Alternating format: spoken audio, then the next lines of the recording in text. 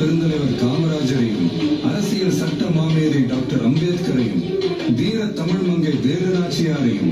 மக்கள் சேவகர் அஞ்சலை அம்மாளையும் நம்முடைய அரசியல் வழிகாட்டிகளாய் ஏற்று சாதி மத பாலின பாகுபாடு இல்லாத சமத்துவ சமுதாயத்தை உண்டாக்க